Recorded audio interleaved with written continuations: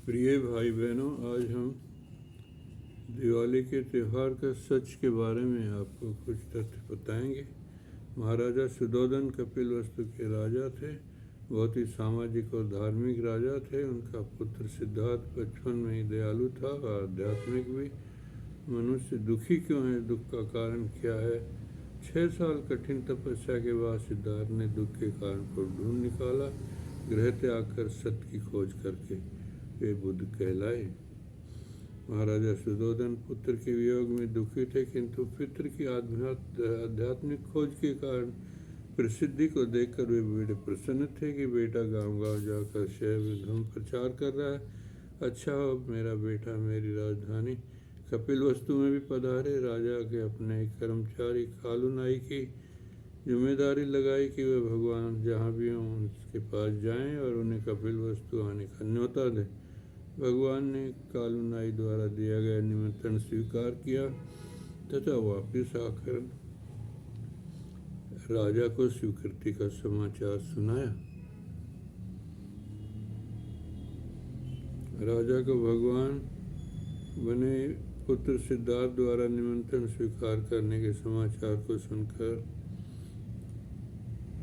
बड़ी प्रसन्नता हुई। उन्होंने पूरे कपिलवस्तु नगर को रंग रोगन से सजाने का आदेश दिया। गली कूचे बुहारे गए, कूड़ा करकट साफ किया, गलियों को रोशनी व्यवस्था की गई। जनता ने राजा के शहर को सजाने संवारवाने का आदेश का स्वागत किया। जनता बौद्ध धर्म के मार्गदाता का, सत्य धर्म के प्रवक्ता का बेसब्री से इंतजार करने लगी। तब भगवान बुद्ध ने न्याय, समता, बराबरी व भाईचारे के आधारित धर्म की चर्चा पूरे देश में फैल चुकी थी। ब्राह्मण जन्म के आधार पर नहीं, कर्म के आधार पर कहा जाने लगा। इस सामाजिक परिवर्तन के कारण जनता के दिलों में खुशी की लहर दौड़ गई। वे अपने शास्त्रा का, अपने भगवान का, अपने मार्गदाता का इंतजार करने लगे। कार्तिक अमावस्या के दिन भगवान कपिलवस्तु पधारे। पूरे शहर में दीप जलाए गए, मकानों की झाड़ पूछी की गई, रंग रोगन कराया गया। पूरे शहर दीप जलाकर रोशनी से जगमगाने लगे। यह रोशनी अज्ञान रूपी अंधेरे को रोशनी रूपी ज्ञान से दूर करने की थी।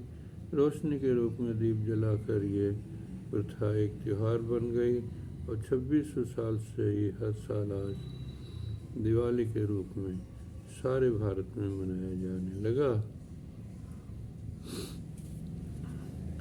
बुद्ध ने 250 साल बाद सम्राट अशोक ने बुद्ध के ज्ञान को तेजी से फैलाया। भगवान बुद्ध के बाद ये की याद में यहाँ बुद्ध गए, उन्होंने उपदेश दिया। उसी स्थान की याद में सम्राट अशोक ने अपने धर्म गुरु मांगली तिस्य के आदेशानुसार 84,000 बौद्ध स्तूप, चैत्य, स्तंभ, पावड़ी इत्यादि स्मारक बनवाए।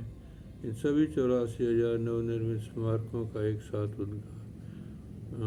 उद्घाटन कैसे हो? धर्मगुरु की आस के अनुसार कार्तिक अमावस्या को दीप जलाकर की प्रथा को ही आगे बढ़ाया गया, जिसको आज दिवाली कहते हैं।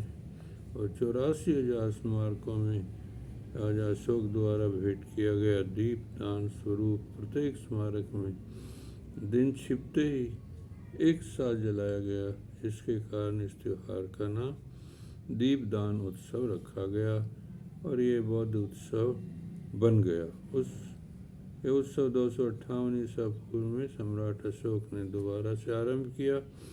उस उत्सव के दिन सारे नगर, महल, विहारों, स्तूपों में दीपमालाएँ और पुष्पमालाओं से अलंकृत किया गया और साम्राज्य के सारे वासी एक त्यौहार के रूप में मनाए जाने लगा। इसी को आज दिवाली कहते हैं। घरों के आंगन में स्तूप बनाए गए, उनकी माँ की पूजा की जाने लगी। बाद में उन्हीं को लक्ष्मी कहकर पूजा गया। इस दिन उपोषित का व्रत रखा जाने लगा। उपासक बौद्ध विहारों में धम्म कथा सुनने आते थे, वे वहाँ बुद्ध वंदना करते तथा भिक्षुओं के लिए दान देते। इसी दिन से प्रत्येक वर्ष ये त्यौहार दीपदान और भिक्षुओं के लिए वस्त्र व भोजन दान का त्यौहार बन गया। दान हमें केवल विद्वान भिक्षुओं या धर्म गुरुओं को ही देना चाहिए। इस पवित्र दिन को 5 शीलों का पालन करना चाहिए। किसी जीव को नहीं सताना, मारना, झूठ नहीं बोलना, व्यभिचार नहीं करना, चोरी नहीं करना, नशे की चीज़ का सेवन नहीं करना, सभी पाप कर्मों से बचना होना चाहिए। उत्सव पर नशा करना और हिंसा करना या झूठ बोलना मानवता के लिए खतरा है, तो अपराध है। हमें सदाचारी बुद्ध का अनुयायी बनना चाहिए। शील, समाधि और प्रज्ञा को जीवन में अपनाना चाहिए। यही दिवाली त्यौहार उत्सव का महत्व है।